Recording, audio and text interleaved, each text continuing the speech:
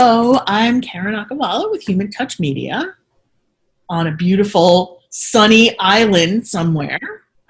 And this is the latest episode of The Soul of Social. I'm here with Becky Livingston, the CEO of Penn Hill Marketing. And Becky's asked me to help her with some of the questions that you have sent in. So thank you, Becky, for demystifying some of the social media problems that we all run into. Just going to get started with the first question. It comes from Ron. And Ron says, I know I should be doing videos, but I'm at a loss for what kind of videos my business would do.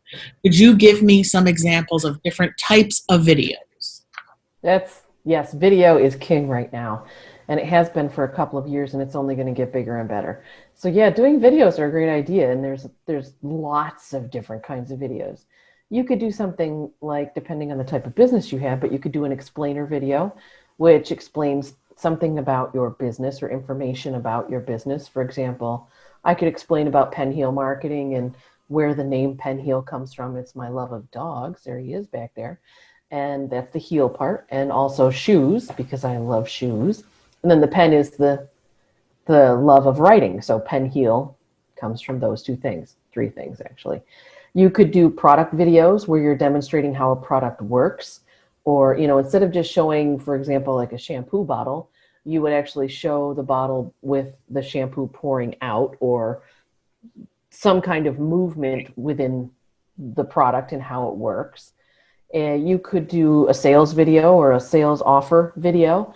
Something fun, like Karen and I were talking off screen about a product line that she promotes and works with a client about. And she does all these little scenarios and skits and things that she could create a montage of how the product works and maybe make the product have a personality of its own.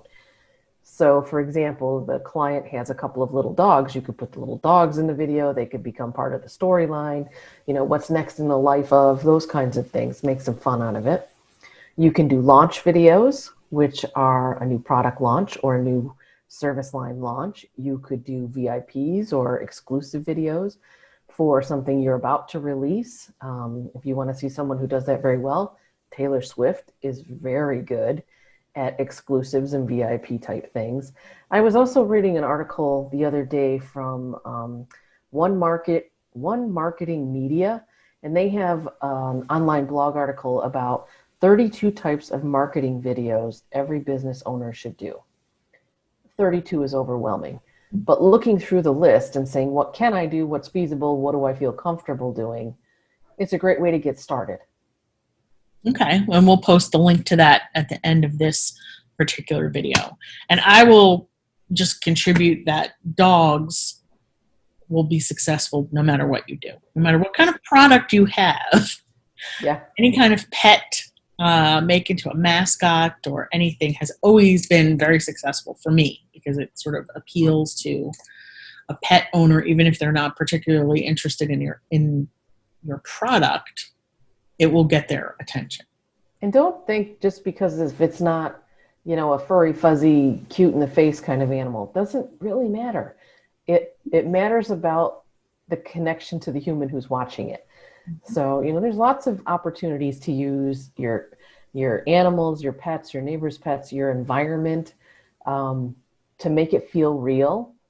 And I think they're especially handy. I mean, I'm very fortunate to have clients who are sort of fun to promote. And, maybe you think you have a business that's not particularly interesting, or maybe it's a more serious type business, but having the occasional injection of a pet mascot or some kind of humor or something like that, I think really does go a long way. That's a great point. One of my longstanding clients, he's launching a new business line, and part of his brand name is Defender. So he's using a knight as part of his logo and character. And I said, there's a lot of things we can do with video with the knight. We could do, the top 3 things you need to know, and the knight will always be there somewhere on the slide as your defender. So you don't always have to be in the video. It could be a how-to. It could be tip sheet. It could be the 3 things you need to know or on how to.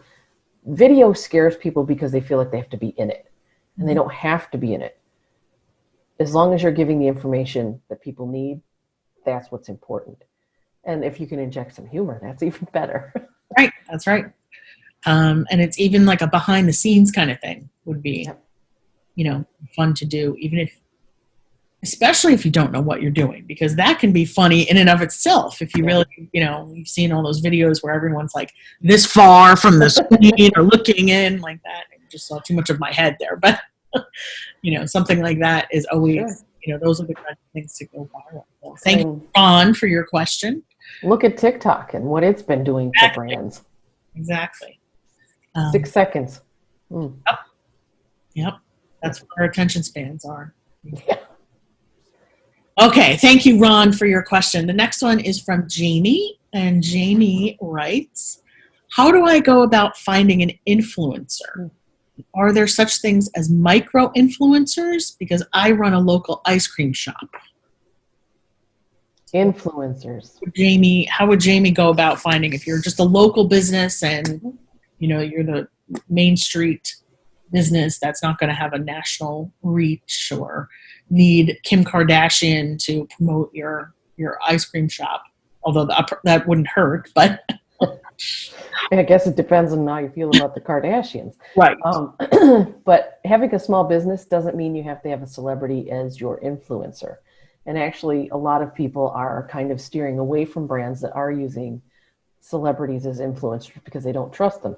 Because you have to pay a celebrity to be an influencer. And you generally have to pay an influencer to be an influencer. So when you're thinking about your small business and local, who are the influencers in your community? For example, with the ice cream shop, if there's a food critic that you know of, invite them over, have a chat with them, have a conversation. It doesn't need to be a review as long as the person's willing to put their name on it. It could be, a conversation about what they do and how they do it, and they just happen to be eating ice cream at your ice cream shop. That person does have some influence because they usually write about places to eat, where to take your kids, fancy restaurants, all kinds of things in the food space. We see that in our local papers all the time. They run a series on different things. It might be hamburgers. It might be ice cream shops. It might be family-friendly restaurants. It might be, all different kinds of things. So look at the people that are influencers in your space.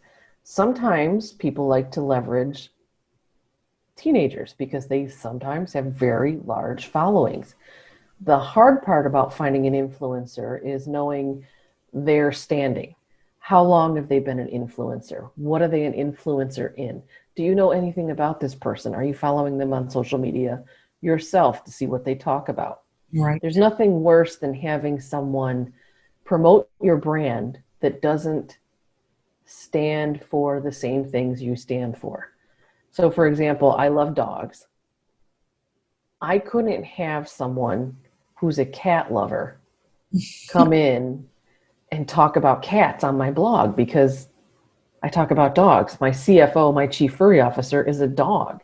I don't talk about birds. I don't talk about reptiles. I talk about dogs. So that's where the heel comes from. It's that kind of thing. And I don't mean to put any, cats people down or anything, but get a lot of letters and emails. Yeah, right. So you find the people that resonate with you and your brand. And then also, how long have they been an influencer? Where are they an influencer? And are they the kind of people who are in the audience that you want to reach? Right. Okay, great question and great answer. Okay, thank you again, Becky, for demystifying the world of social media for all of your viewers. Be sure to subscribe to Becky's YouTube channel below. So that you can be the first to know when the latest installment is published. And we'll also share that link to the One Marketing Media article about the 32 video types. Yep. Great. Okay, thank you, and we shall see you next time. Where will we be next time? Where's Karen going? Okay, until next time, we shall see you. Bye.